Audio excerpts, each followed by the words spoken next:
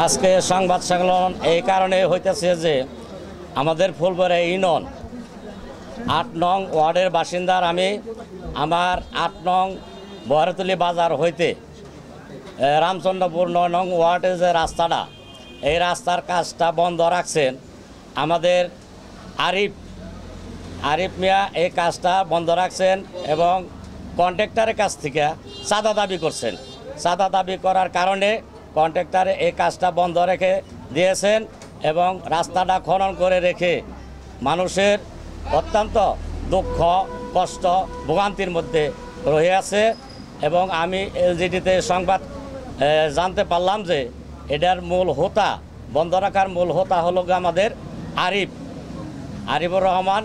উনি এই ফুলবাড়ি ইউনিয়নে বিভিন্ন কাজে ষড়যন্ত্র লিপ্ত আছেন, মানুষকে বিভিন্নভাবে হয়রানি এবং দুর্নীতি কাজের মধ্যে উনি লিয়াজ আছেন।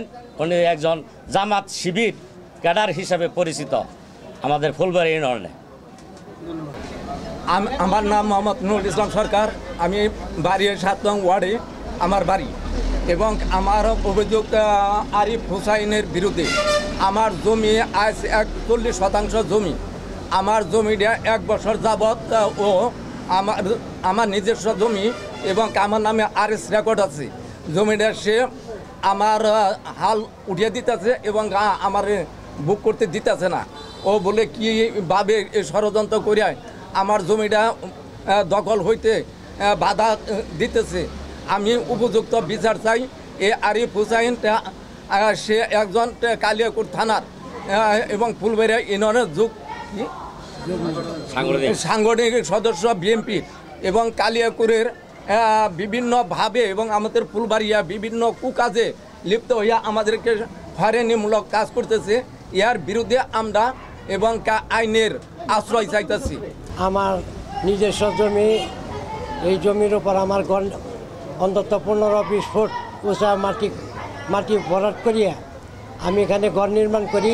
এই ঘর আরিফ এবং এই মামুন এরা জোর দখল করে আমার ঘরটা ভেঙে ফেলেছে এবং এটার ভিডিও আছে, কে কে ভাঙছে সবাই এখানে আছে, আমি ভিডিও দিতে পারবো। এবং আমার শ্বশুরের নিজস্ব আরএস রেকর্ড, সিএস রেকর্ড সবই আছে। এই জমিটা বুক দখল করতেছে।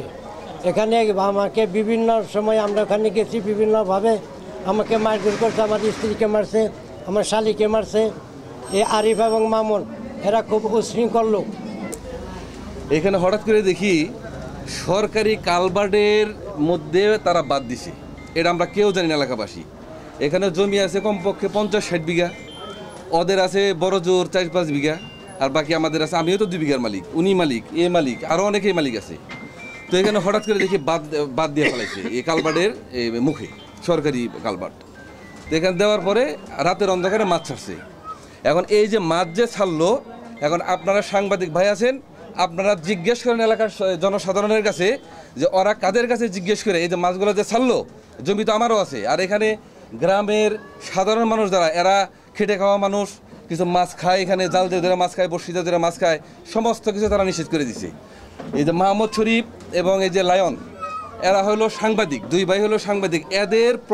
এদের প্রভাব দেখিয়ে বাকি ভাইগুলা এই অকারেন্সগুলো এলাকাতে করতেছে।